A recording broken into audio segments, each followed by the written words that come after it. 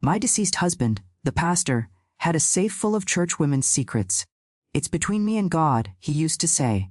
When I discovered what he was hiding behind the painting of the Last Supper, I realized that the devil also uses the Bible to do his work. What a blessing to speak with y'all today, my dear hearts.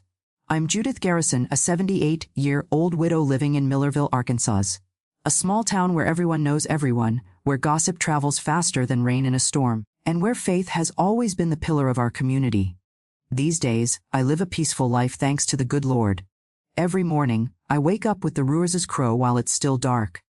I prepare my coffee, put on my best dress, and go to the little church to pray. It's funny how life comes full circle, isn't it? After spending so many years as the pastor's wife, now I only enter the church when nobody's there. I prefer to talk to God in silence, just him and me. After my morning prayer, I return home and do my chores. I spend the rest of the day tending to my chickens and my herb garden. I grow a little bit of everything: rosemary, basil, rue, snake plant, each with its purpose, each with its protection. And in the late afternoon when the sun is setting, that's when I perform my most important ritual. I kneel in my bedroom, light a candle, and pray for forgiveness for my sins. Oh, my children, everyone has sins, don't they? Some tiny ones, others as big as mountains. Mine is the kind I carry silently in my heart. The Bible says, "Thou shalt not kill." But it also says many things about justice. And it was in seeking justice that I committed the greatest sin of my life. A sin that if I confess to you here, you'll understand why I pray so much asking for forgiveness. But you might also understand why I sleep so peacefully despite everything. I started this prayer ritual after I buried my husband, Pastor Ezekiel, a man respected by everyone here in Millerville. God's voice on earth, as they used to say. If they knew the truth, I discovered, but that's a story for later. And you, my dears, who are watching me now, tell me in the comments. From which small town are you watching? And what time of day did you find this video? Early morning with coffee, after lunch, or already in the evening? I always read all the comments, and I'm so happy to know where you're from, and when you take a little time out of your day to listen to this grandma's stories. Let me know, y'all. Let's create a chain of kindness. But before I start the story I want to tell today, I need to say it's not an easy one. It's about appearances that deceive, about how the most respected people can hide terrible secrets, and about how sometimes justice needs to come from the hands of who you least expect. It's the story of how I discovered my pastor husband's secret safe, and what I did when I understood the evil that was hiding behind the Word of God. I was born in 1947 on a small farm near Crossroads, Missouri, a dry land, but blessed by God. My father, Sherman Garrison, was a strict man, the kind who didn't need to raise his voice to be respected. Just one look and all of us, me, my mother, and my 5 siblings, knew it was time to obey without questioning. Mama Dolores was the opposite, sweet as honey, always speaking softly, humming while washing clothes by the creek. From her I inherited my quiet ways and patience. A woman who's a real woman accepts her burden with dignity, she always said, and I learned that lesson early on. Our house was simple. Tin roof, dirt floor, basic but clean as a whistle. We had a wood stove where Mama made the best cornbread in the county and a big yard with chickens, goats, and a small garden that depended on the rain. In good years, we ate well. In drought years, we lived on faith and grits. My childhood had the color of red earth and the smell of wild flowers. We woke up with the first rooster crow around 4 in the morning, and soon everyone knew their chores. Being the second oldest, I helped Mama with the house and with the younger siblings, washing clothes, fetching water from the well, pounding corn for meal, looking after the little ones. My brothers worked in the fields with Daddy, playing only after all chores were done, and even then they were simple games. We made dolls from corn husks, played jacks with pebbles, sang Ring Around the Rosie when the moon was full. My closest friend was Jenny, Deacon Thompson's daughter. Always together, sharing whispered dreams under the old oak tree. At school, I was diligent. I learned to read and write quickly, but I only got to study until 4th grade. A woman doesn't need much book learning, Daddy said. What she needs is to know how to keep house and obey. And so it was. By 11, I was practically running the whole house when Mama got sick, which happened frequently after she had my youngest brother, Joseph. It was around this time the church became more important in our lives. Back in Crossroads, there wasn't a Baptist church, just the Catholic chapel where the priest came once a month. But one day a traveling preacher arrived in the region, a tall man with a strong voice who set up a tent and started holding services. Daddy, who had never been much for going to church, was enchanted with the preaching. This man speaks the truth. he said, and so our entire family converted. Religion entered our home with force. Mama started reading the Bible every day, even with difficulty. Daddy became even stricter with the rules. No vanity, no worldly festivities, no friendships with heathens. Obedience, which was already important, became divine law. Daughter, obeying your parents is obeying God, Mama taught me. I was 12 when I noticed that the men from church looked at me differently. I was becoming a young woman, and that scared me. Mama noticed and called me aside. Judith, now you need to be even more careful. A woman's body is a sacred temple, but it's also a temptation for men. Guard yourself. And she taught me to walk with my head down, not to smile too much, to wear clothes that hid the forms that were starting to appear. But it was one of those men of God who first made me understand the danger. Brother Josiah, one of the deacons of the new church, a married man and father of 3, cornered me one day behind the tent after service. "You're provoking men with that little way of yours," he said, while his hands tried to reach where they shouldn't. I managed to escape, running without looking back, my heart almost jumping out of my mouth. When I got home, trembling, I told Mama. She looked at me with a mix of sadness and resignation. "You must have given him reason, girl. A man doesn't advance if he's not provoked." And she taught me to avoid contact even more, to be invisible. That's when I learned in church as at home, the blame always falls on a woman's shoulders. We never spoke of it again, and I kept that lesson as I kept so many others. In silence, swallowing tears, accepting that this was the world God had made for us women. A world where our voice was worth less than a whisper. Where our value was in serving and obeying. But something inside me, a stubborn little spark that I didn't quite understand myself, refused to fully accept. At night, lying on my pallet while everyone slept, I looked through the cracks in the wall and saw the stars in the sky. So free, so bright. And I dreamed, oh how I dreamed, of one day shining too. I didn't know yet that this dream of freedom would take decades to come true, and that the path would be much more painful than I, a 12-year-old girl raised in strictness and fear, could imagine. When I turned 15 in 1962, my father decided it was time for me to get married. "An old maid is a shame for the family," he said as he evaluated the suitors. And there were quite a few in our region. A skilled girl like me raised in the rigidity of obedience was considered a good catch, but Daddy had ambitions. He didn't want to give me to just anyone. That's when a young pastor fresh from the seminary in Springfield arrived in Crossroads. Ezekiel Garrison was 28 years old, twice my age, tall with a firm voice and piercing gaze. They said he had a bright future in the church, that he was destined for great things. I remember his first sermon. He was wearing an impeccable navy blue suit, something rare in that country of simple clothes. His preaching was about the role of women according to the Bible. The good wife is submissive, modest, and God-fearing, he thundered from the pulpit, while the women nodded in agreement. I saw when his eyes landed on me sitting in the front pew as Daddy required. It was a lingering, evaluating look. The following Sunday he showed up at our house for lunch after service. An invitation from Daddy which I only learned of when the time came. While I served the table head down as I had been taught, I felt his gaze following me. "Your daughter has been well raised, Brother Sherman," he commented as if appraising merchandise, "obedient and silent as she should be." 2 weeks later, he asked for my hand in marriage. Not to me, of course. He asked my father, who accepted immediately. I only found out when everything was already settled. "It will be an honor for our family," said Mama, fixing my hair. Being a pastor's wife is a blessing that few receive. I didn't have the courage to say I didn't want to, that I was afraid that something in his look froze me inside.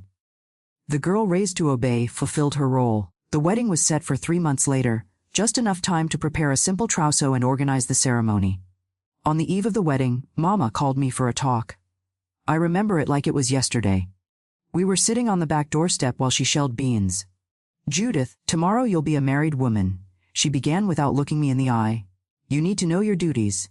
"Yes, Mama," I replied softly. "The man is the head of the household. It's God's law. You owe obedience to your husband and everything." Her hands didn't stop working as she spoke.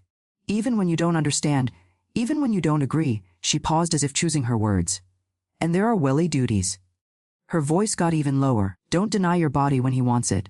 It's his right, it's in the Bible. It doesn't matter if you're tired or if it hurts. Close your eyes and think of Jesus." I felt my face burn with shame. Mama continued, "And never ever tell anyone what happens inside the bedroom or inside your home. The problems of a couple are between the couple and God. Understand?" "Yes, Mama." She finally looked at me and I saw something in her eyes that I had never seen before. It wasn't just sadness. It was a warning. Pray a lot, my daughter. A woman's life isn't easy. The wedding happened on a stuffy Saturday in October. The small church was full, everyone wanting to honor the new pastor and his young bride. I wore a simple white dress sewn by Mama. When Pastor Thaddeus, who came from Springfield especially for the ceremony, asked if I accepted Ezekiel as my lawful husband, my voice barely came out. Yes, I whispered, sealing my fate. That same night I discovered what Mama meant by even when it hurts. Ezekiel wasn't gentle. There was no affection, no preparation. When I cried, he only stopped to say, "A good wife doesn't cry. A good wife is grateful." I dried my tears and did as I had been taught, closed my eyes and thought of Jesus. The next morning at breakfast, he handed me a handwritten list. "These are the rules of our house," he said.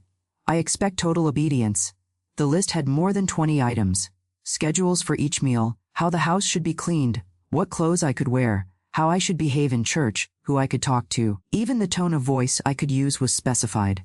Never louder than a whisper inside the house. 2 months after the wedding, Ezekiel announced he had received a call to pastor a church in Millerville, Arkansas. "It's an opportunity sent by God," he said with that gleam in his eyes that I was already beginning to recognize. The gleam of someone who sees power, not service. We left Missouri on a cold December morning. The farewell to my parents was quick, without much emotion. "Obey your husband" was Daddy's last advice. Mama just hugged me tight, tighter than normal, as if wanting to say something that words couldn't express. The journey was long and tiring. First by truck to Springfield, then by bus to Little Rock, and finally another truck to Millerville. When we arrived, it was already night. The town was bigger than Crossroads, had electric lights in almost all houses, a central square with a gazebo and several churches. The one that would be pastored by Ezekiel was on a side street, a simple brick building with a wooden cross on the facade. Next door was the parsonage where we would live. Better than my parents' house, but still modest. 2 bedrooms, living room, kitchen, and a bathroom. A luxury I had never had before. "This will be our home for now," said Ezekiel as he opened the door. "But I have bigger plans. This congregation will grow, and we will grow with it." That first night in Millerville, while Ezekiel slept, I lay awake looking at the unfamiliar ceiling. I was hundreds of miles from my family, in a strange town, with a man who frightened me more each day. But I still had hope. Maybe he would improve with time. Maybe I would learn to be the wife he wanted. Maybe God would hear my prayers. I didn't know yet that the hell I knew was just the beginning. That the mask of the man of God would hide for years on end, a monster that not even in my worst nightmares could I have imagined. The next morning, my life as the pastor's wife in Millerville began. I woke up before sunrise to prepare coffee exactly as he liked it. When he entered the kitchen, he examined every detail. The set table, the temperature of the coffee, my tied-back hair, and my long modest dress. "Remember," he said as he drank his coffee, "now you are the example for all the women in the church. A slip from you is a slip from me, and I do not tolerate slips." It was on that first day that I noticed how the parsonage had thin walls but thick doors, as if it were built so that appearances could be maintained, while what happened behind closed doors remained well guarded. It was also in the first month in Millerville that I saw for the first time the safe. I was tidying Ezekiel's office in the church vest when he caught me looking at a painting of the Last Supper. "Never come in here without my permission," he said, startling me. I hadn't heard him arrive. "This is a sacred place only for men of God." That night I received the first physical punishment for entering the office without permission. "It's out of love that I correct you," he said as he unbuckled his belt. "As God corrects his children," and so began the darkest years of my life. The years passed, and each day in the parsonage was like stepping into a minefield.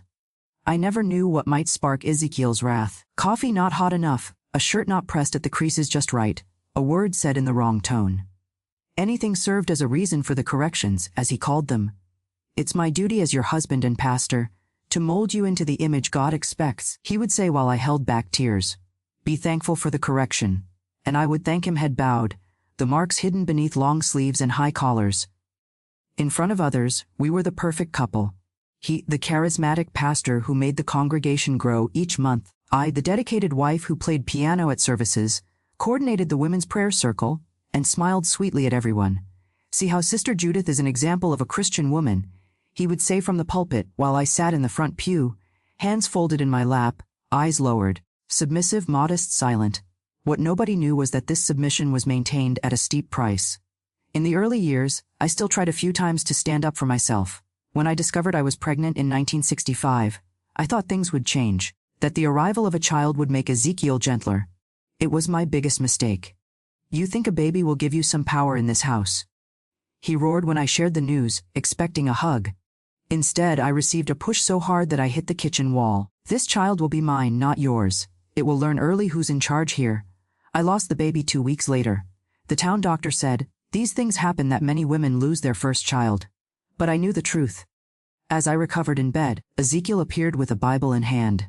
"See what happens when you try to rise above your place," he said, flipping through the pages until he found what he was looking for. Proverbs 16:18. Pride goes before destruction and a haughty spirit before a fall. It was God who took this child to teach you humility. I never got pregnant again. Perhaps my body knew it wasn't safe to bring a child into that house. Or maybe it was just another of the divine punishments Ezekiel said I deserved. Over time, the church grew from a small congregation of 30 people. It came to have more than 200 members. We built a larger temple, and the parsonage was also expanded. Ezekiel gained respect in the town, and even in neighboring towns. He was called to preach at conferences, to counsel other pastors, the anointed of God, as many called him. In 1970, when we had been in Millerville for 8 years, Ezekiel's routine changed. He began to do individual pastoral counseling with women from the church. Always behind closed doors, always in his office in the vestry. "These are delicate matters, issues of a private nature," he would explain when anyone questioned. "They need privacy so that the sisters can open their hearts without embarrassment." It was during this time that I noticed a pattern. After these counseling sessions, Ezekiel would spend hours locked in his office. And the women were never the same again. Some left the church, others stayed, but with empty gazes, avoiding crossing my path. One of them was Nancy, wife of the store owner, Albert, a cheerful woman with an easy smile who suddenly became quiet and evasive. Once I tried to talk to her after the service. "Sister Nancy, it's been a while since we've talked. Is everything all right?" She looked at me as if seeing a ghost. "Everything's great, Sister Judith. Your husband is a man of God, a true man of God." And she hurried away, almost running. Then there was Mary Beth, the young daughter of Deacon Jeremiah. She was only 17 when she started attending the counseling sessions. Soon after, she hastily married a boy from the neighboring town and never set foot in the church again. I commented to Ezekiel about these changes. "It was a terrible mistake. Are you watching me now, questioning my pastoral work?" His face turned red with anger. "Who do you think you are to doubt my calling? To doubt God?" The punishment that night was one of the worst. I was bedridden for 3 days, telling everyone I had a bad flu. Nobody questioned. Nobody ever questioned. Over time I learned to become completely invisible, to move through the house and church like a ghost, fulfilling my obligations without making noise, without drawing attention. I stopped speaking unless someone asked me something directly. I avoided looking people in the eye. I smiled only when necessary, a mechanical smile that never reached my eyes.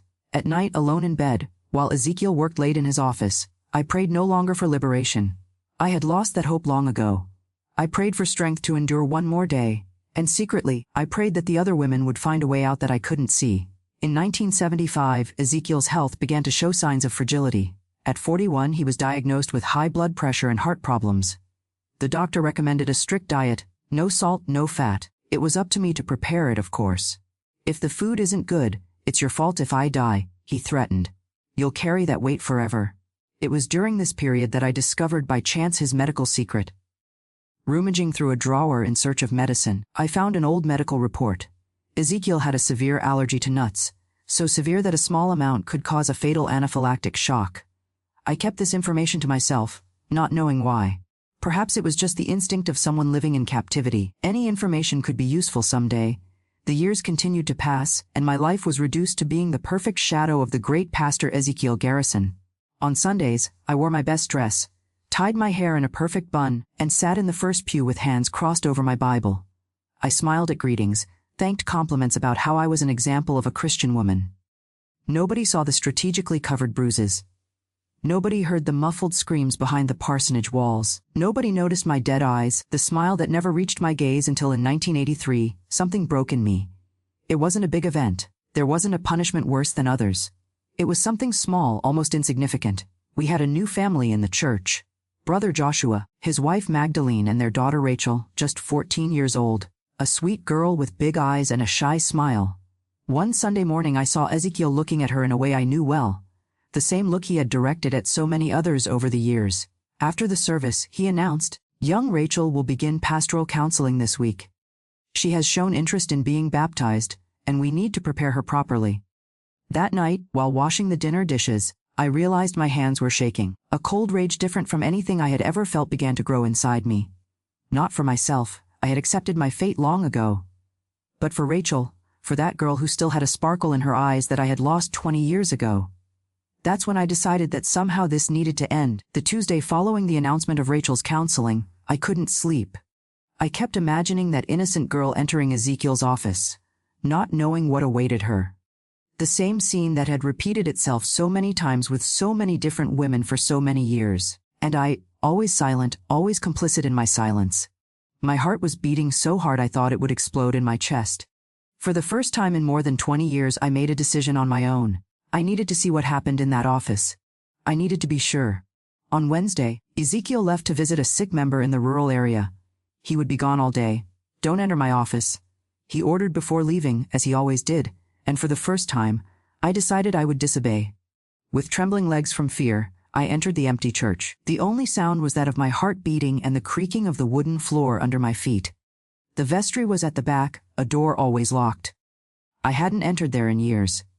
I didn't have the key, of course. Ezekiel always carried it with him along with two others on the same keychain, the house key and the car key.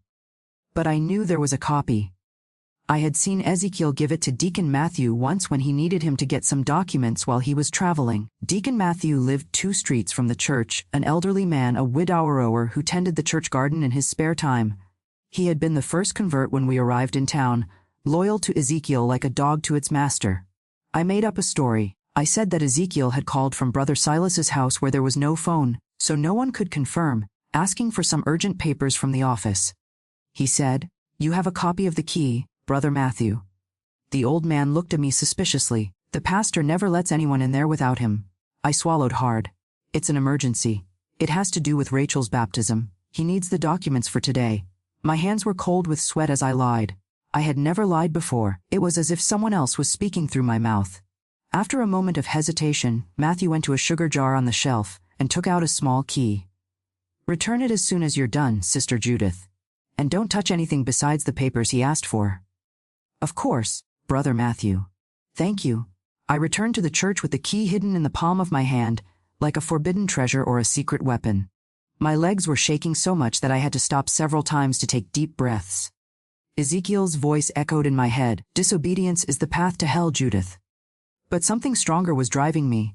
The image of Rachel, so young, so much like me. When I arrived in Millaville, I couldn't let history repeat itself. The key turned easily in the lock. The door opened without a sound, as if it too was conspiring with me.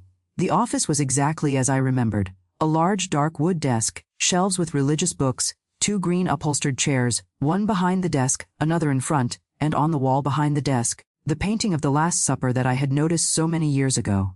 I didn't know exactly what I was looking for. I searched the desk drawers first. I found church documents, financial records, nothing that seemed suspicious or revealing. The cabinets also held only the expected, Bible study materials, stacks of evangelistic pamphlets, boxes with tithe envelopes. I was almost giving up when my gaze returned to the painting of the Last Supper. I remembered how Ezekiel had become furious when he caught me looking at it in our first month in town. I approached and examined the frame. It looked normal, just a common picture. Then I noticed the wall behind the painting sounded hollow when I lightly tapped it with my knuckles, different from the rest of the wall. With my heart pounding, I removed the painting, and there it was, a metal safe embedded in the wall. I stood paralyzed for a few moments. A safe. What could be stored there that was so important? Church money, secret documents, or something worse? The safe had a numeric keypad, not a key. It needed a 6-digit combination. I tried the obvious first. Ezekiel's birth date. Nothing. The date of our wedding. Nothing. The founding date of the church. Nothing. Then I remembered something, a verse that Ezekiel frequently cited in his sermons about judgment. Revelation 20:12, and I saw the dead, great and small, standing before the throne, and books were opened. Another book was opened, which is the book of life. The dead were judged according to what they had done, as recorded in the books. With trembling fingers I typed 2012. The safe emitted a soft click, and the door opened. Inside, there was no money. There were no church documents. There were small boxes, each with a name handwritten on the lid. Women's names, dozens of them. Many I recognized, women from the congregation, young women who had passed through the church, visitors who had stayed for a short time. Some boxes had names I didn't know, probably from other towns where Ezekiel occasionally preached. With trembling hands, I took the first box. It had the name Nancy written on the lid. I opened it and found inside a small gold earring, a lock of hair, and a folded sheet of paper. I unfolded the paper and read. It was a detailed list of sins confessed by Nancy during counseling. Intimate, shameful things, the kind of secret that no one would ever tell voluntarily. And at the end of the list, written in red, complete submission achieved. On Zo 7/50/1970, I took another box, Mary Beth. Inside an embroidered handkerchief, a hair ribbon, and another sheet with confessions. At the end, the same terrifying phrase, complete submission achieved, on Athano 3/1971. Box after box, the same pattern repeated. A personal object, almost like a trophy, a lock of hair, a document with intimate secrets, and that final phrase marking the moment when Ezekiel managed to completely break that woman's will. When I reached the last row of boxes, I found one that froze my blood. It had my name, Judith. With trembling hands, I opened it. Inside was my mother's gold wedding ring, the only thing of value she had given me before the wedding, and which Ezekiel took from me on our first night together, saying that a married woman doesn't need family jewels. There was also a lock of my hair cut while I slept on our wedding night, and the sheet of paper listing my sins, mostly invented by him to justify the punishments. At the end, the words complete submission achieved on Z114/1963. Just 3 months after our wedding and a few weeks after we arrived in Millerville, I felt as if the floor had disappeared beneath my feet. All that time, all those women, they weren't just pastoral counseling sessions that went beyond boundaries. It was a system, a meticulous plan to identify vulnerable women, extract their deepest secrets, use those secrets to manipulate and subdue them. And then I saw on the last shelf of the safe a new box. With fresh calligraphy, the name Rachel was written on the lid. The box was empty, waiting to be filled, waiting for Rachel to become another victim. Something inside me exploded. A cold crystalline rage different from anything I had ever felt. It wasn't just for me now. It was for all of us. For each woman in those boxes. For the haircut while they slept, for the forced secrets, for the stolen dignity, and for young Rachel, whose future would be destroyed if I did nothing. I closed the safe, replaced the painting on the wall, and left the office, carefully locking it. I returned the key to Deacon Matthew, who didn't even ask about the documents that Ezekiel supposedly needed. I returned home on autopilot, prepared dinner as I always did, set the table.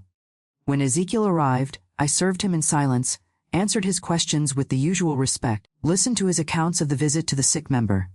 But inside me, something had changed forever. The broken woman, the silent shadow, had died in that office.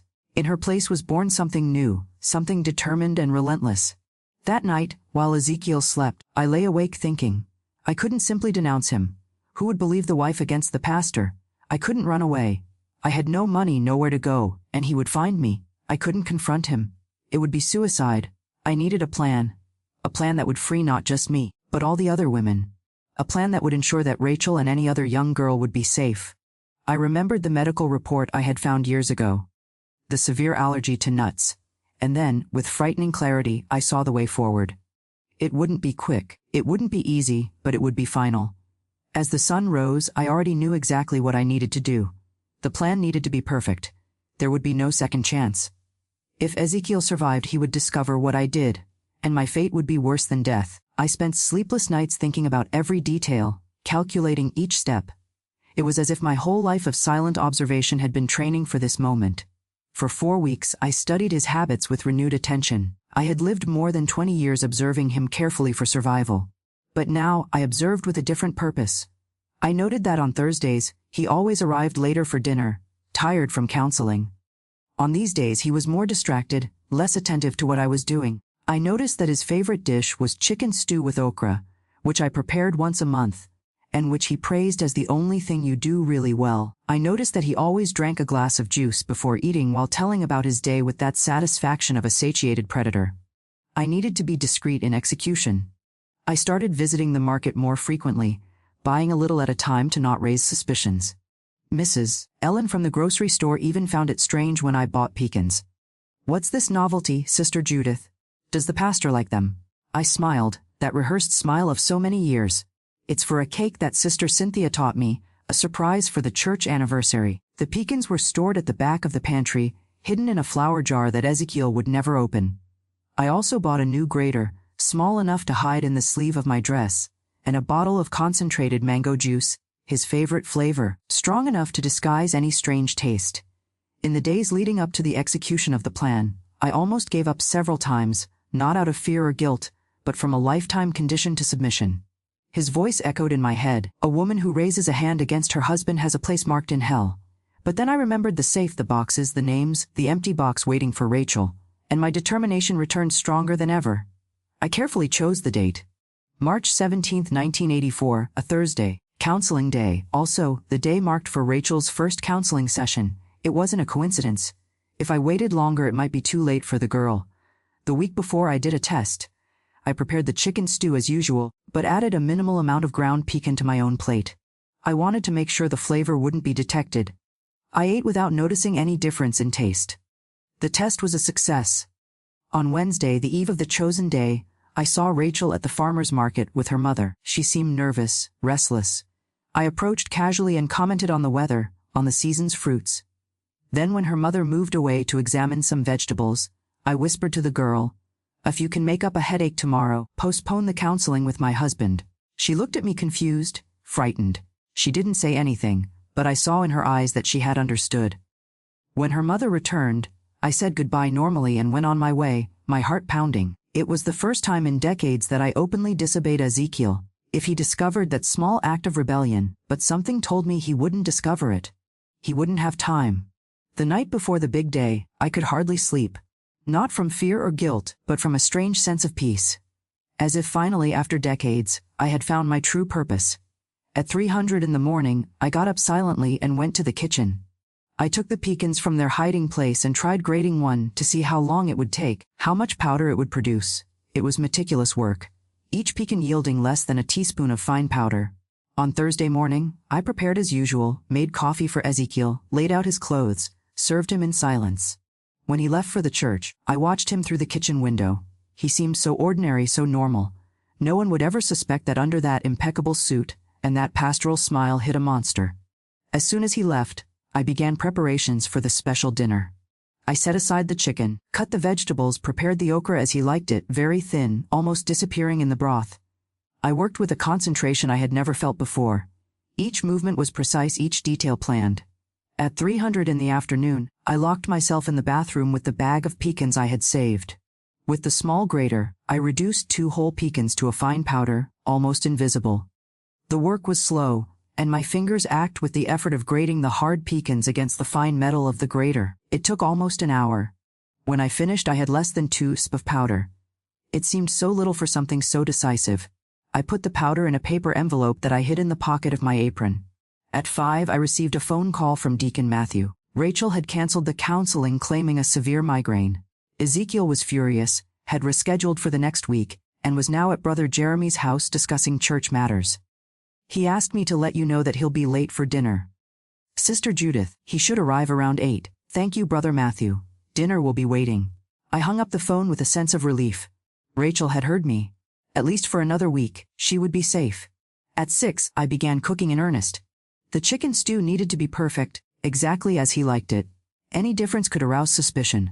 As the chicken cooked with the spices saffron, cumin, black pepper, I mentally rehearsed each step of what I was about to do. At 7:30, dinner was ready. The table set with care, the steaming chicken stew in a ceramic dish, the mango juice in the glass pitcher. While waiting, I took the envelope from my pocket. It was so little powder. Would it be enough? The doctor had said that even a minimal amount could be fatal for someone with a severe allergy. Still, I couldn't risk it. I took 1 more pecan and grated it too, adding the powder to the envelope. I sat in the kitchen chair, envelope in hand, and for a moment hesitated. What I was about to do had no turning back.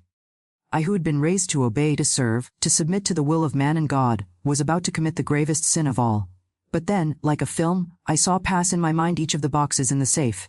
Each name, each lock of hair, each confession forcibly extracted, each life destroyed. "Forgive me, Lord," I whispered to the kitchen ceiling. "If this takes me to hell, so be it. But I cannot allow him to destroy more lives." At 800 sharp, I heard Ezekiel's car parking in front of the house. I served a glass of juice and with strangely steady hands, poured the contents of the envelope into the orange liquid. I stirred well with a spoon until I was sure the powder was completely dissolved. There was no going back. Ezekiel entered, throwing his jacket over the sofa as he always did. He seemed tired but satisfied, like a predator after a successful hunt. That girl, Rachel, canceled the counseling. He commented, irritated. Said she had a migraine when it was her spiritual counseling. What disrespect for the things of God. What a shame. Dear, I replied softly while arranging his place at the table. Maybe next week she'll be better. She will be, he said with that tone I knew so well. I've already spoken with the parents. There will be no more excuses. I served him the glass of juice as I did every night. You must be tired and thirsty. The juice is fresh. He took a long sip of juice, closing his eyes for a moment. Excellent. As always, you have your flaws, Judith, but you know how to prepare a good juice. I served the chicken stew first to him, then a small portion for myself. As always, he ate unhurriedly, savoring each forkful while talking about plans for the church, about how God was opening doors, about how his influence was growing in the region.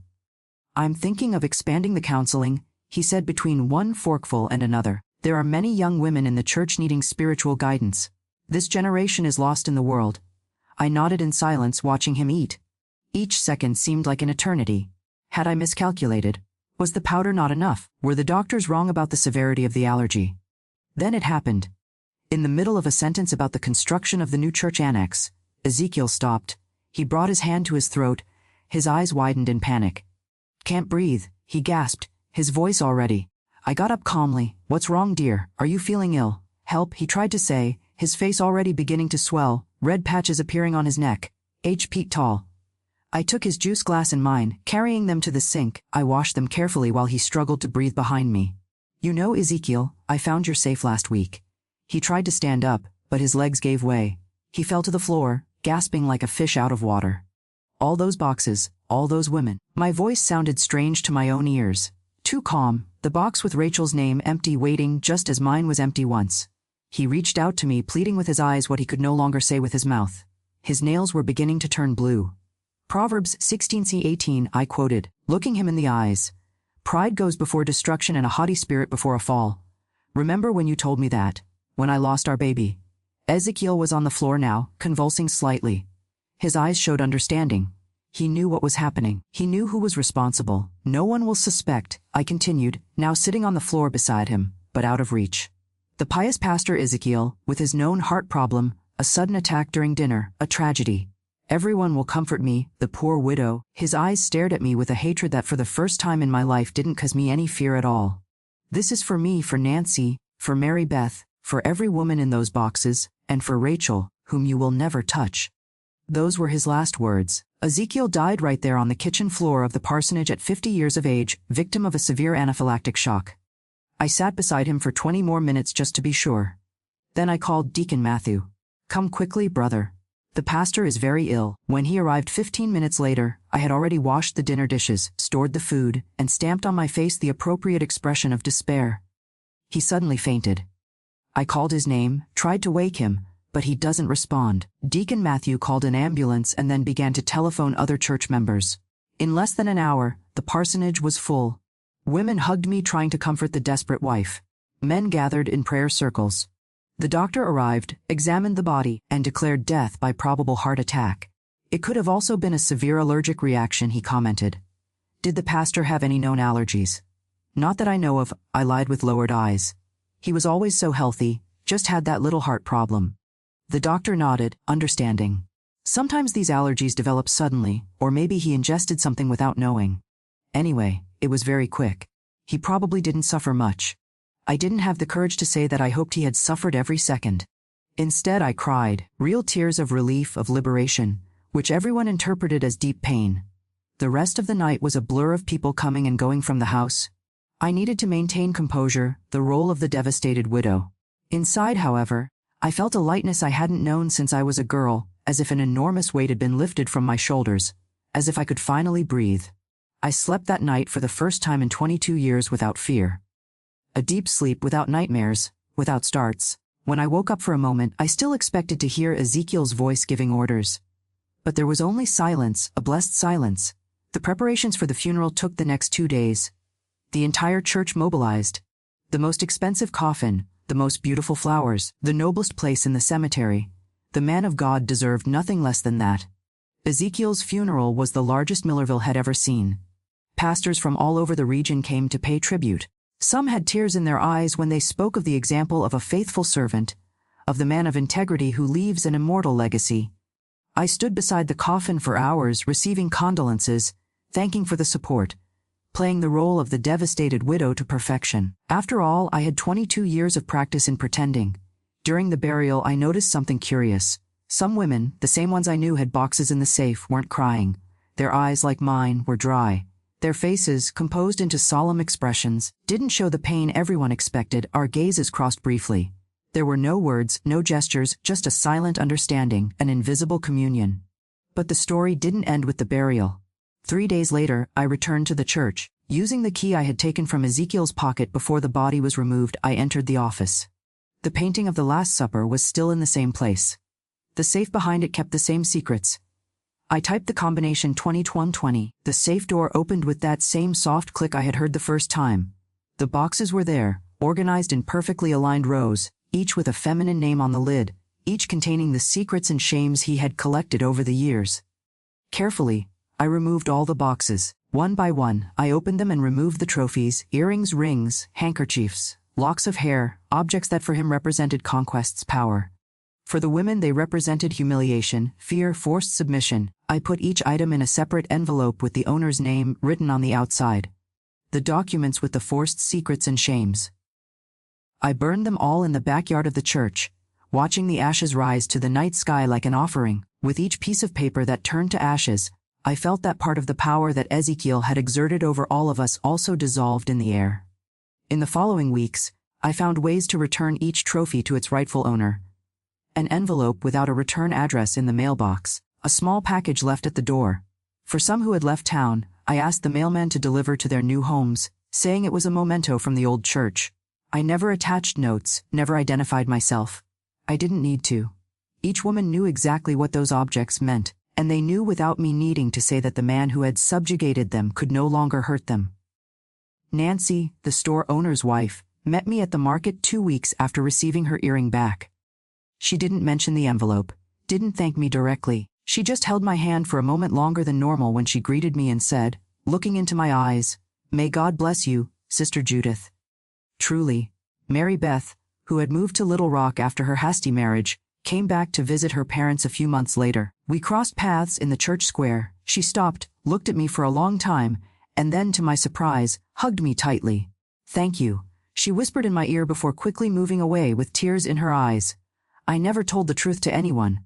I didn't need to. It was enough to see in each of their eyes the silent understanding when we crossed on the street or at the market.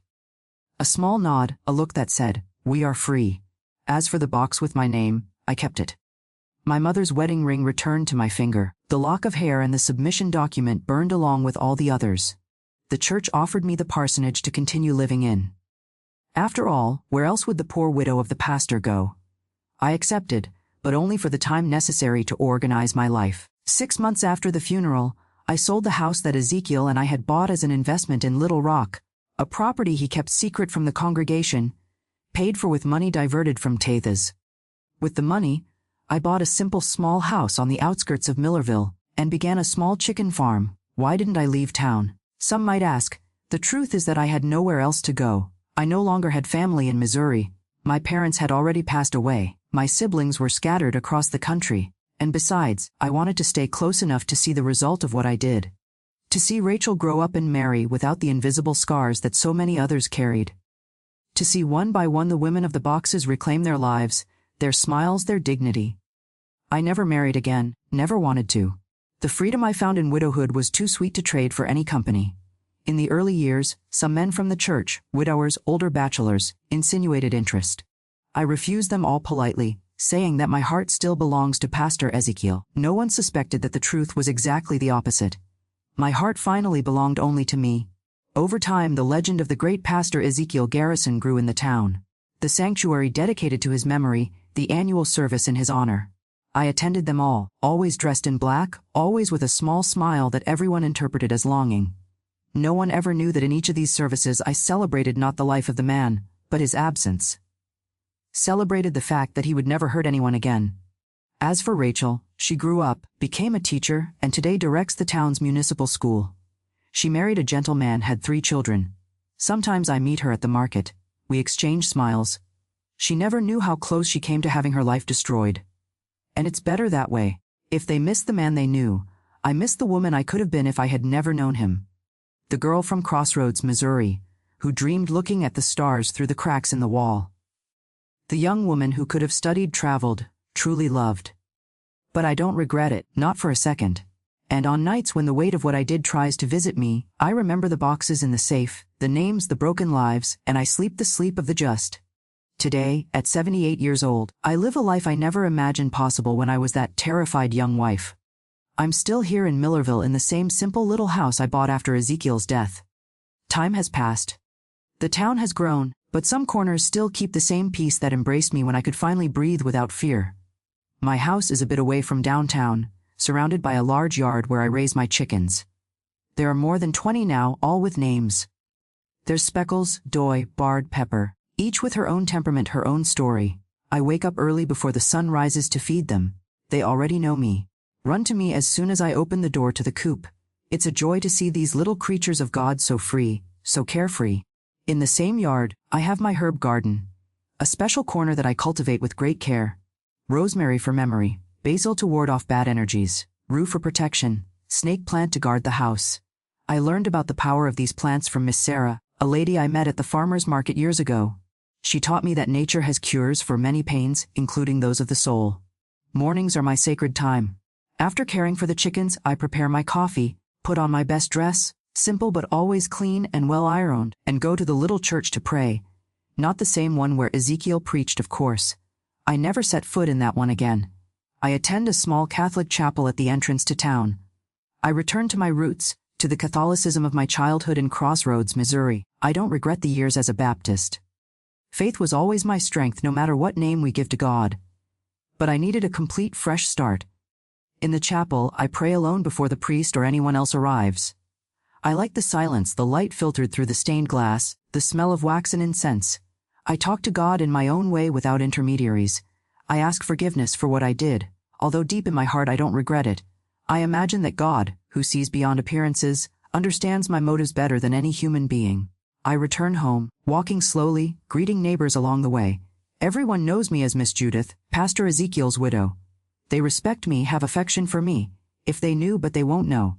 Some secrets need to be taken to the grave. My afternoons are filled with small joys. I knit sitting on the porch watching life go by. Crochet too, although my fingers aren't as agile as before. I make quilts, scarves, caps. Some I sell at the craft fair that happens on Saturdays in the square. Others I give as presents to neighborhood children or for the church's winter clothing drive. From time to time, I receive a visit from Theodora, my closest neighbor, an 80-year-old lady, a widow like me, but who had the blessing of a happy marriage. We have tea together, exchange recipes, talk about the town's happenings. It's a comfort to have someone like that nearby, a true friend, the kind that life only presents us with when we already have white hair and wrinkles to tell stories. Sometimes, to my surprise, I also receive visits from some of those women, the ones from the boxes. We never talk directly about the past, about what happened. There's no need. They bring a cake, homemade bread, a jam. We sit on the porch, talk about the weather, about their children and grandchildren, about the life that blossomed after the shadow was gone. In these moments, I feel it was worth it. Every second of fear, every tear swallowed, every mark I carried on my skin and soul. Once a month I go to the town center to do larger shopping, pay bills, resolve issues. I always pass in front of the old church where Ezekiel preached. Now it's pastored by Pastor Elijah, a young man with a sincere smile and clear eyes. They say he's kind to his wife, patient with his children, that his counseling is done in the presence of other deacons, always with open doors. Life goes on and sometimes it improves. In the late afternoon, when the sun is already setting, I have my most important ritual. I kneel in my bedroom, light a candle, and pray, asking forgiveness for my sins. I don't regret what I did. Never that, but I recognize that I took a life, even if it was the life of a monster, and that has its weight. My bedroom is simple, like the whole house. A single bed with a patchwork quilt that I made myself, a small wooden wardrobe, an antique dressing table that I bought at a thrift store. On the wall, only a crucifix and a photo of my parents, yellowed by time. I don't have photos of Ezekiel. I don't have material memories of those years. I prefer to leave everything behind, start from scratch. The nights are peaceful. I have a light dinner, a soup, a porridge, sometimes just fruit. Then I read a bit, usually the Bible or some poetry book that I borrow from the small town library. I especially like Emily Dickinson, a woman who also blossomed late in life, who found her voice in isolation. I identify with her in a way I can't explain. Before sleeping, I sit at the window and contemplate the starry sky. I remember that girl who looked at the stars through the cracks in the wall, dreaming of freedom. It took a while, but the dream came true. Not in the way I imagined. Life rarely follows the scripts we write for it. But here I am, free, at peace, mistress of my own destiny. Many people might not understand my simple happiness, my satisfaction with so little, but those who have lived decades in darkness know how to value each ray of sunshine. Those who had their voice silenced for so long know the value of being able to say yes, and no according to their own will. Those who were prisoners in their own home understand the blessing it is to open the door and go out without asking permission. I don't have biological children. That baby I lost in 1965 was my only pregnancy. But in a way, I feel I have spiritual daughters. Rachel, for example, who became the director of the municipal school and today guides young girls to seek education, independence. Or NY's daughter Grace, who sometimes comes to visit me, bringing her embroidery for me to teach new stitches. Or Mary Beth's granddaughters who call me Grandma Judith when they meet me in the square. If motherhood is caring, protecting, creating space for new lives to flourish, then I was a mother in that silent and decisive way when I prevented Ezekiel's safe from filling up with more names, more boxes, more broken lives. Now at 78, I look back and see a life that, despite all the pain, was worth it. Not for the part I lived in the shadow, but for what I built in the light. For the peace I found, for the freedom I conquered, for the small joys I learned to value, and mainly for the certainty that even in the most desperate situations, there is always a way. It may be winding. It may be dangerous. It may be morally ambiguous, but it exists. And that's what makes me wake up smiling every morning, grateful for one more day. Grateful to be alive, to be free, to be able to say, finally, this life is mine. My dear ones who have listened to me until now, I've reached my 78 years carrying a secret that few people in the world know. A secret I shared with you today, not to boast, not to seek absolution, but so you know that even in the darkest situations, there is a way out. I lived more than 20 years under the yoke of a man who used God's word as a whip, who hid behind the Bible to commit atrocities. Ezekiel's safe, with its boxes, its names, its macabre trophies, was the perfect portrait of his soul, cold and calculating. When I discovered that safe behind the painting of the Last Supper, something inside me changed forever. I realized that sometimes silence isn't virtue, it's complicity. I realized that blind obedience, even in the name of faith, can transform us into instruments of evil. If you who are listening to me now are trapped in an abusive situation, I want to say there is a way out. God did not create anyone to be a punching bag. No verse from the Bible correctly interpreted justifies cruelty. As Psalms 34:18 says, "The Lord is close to the brokenhearted and saves those who are crushed in spirit." Life is too precious a gift to be lived in fear. True faith liberates, doesn't imprison. True love builds, doesn't destroy. As I learned in John 80:32, "And you shall know the truth, and the truth shall make you free." My dears, before I say goodbye, I want to ask a special favor. If this story touched your heart, please subscribe to the channel and hit the notification bell. Leave the word light in the comments so I know you watched until the end. Do it now. Don't wait another minute. May God bless your path and give you courage to face your own safes, whatever they may be. This grandma here sends a tight hug to your heart.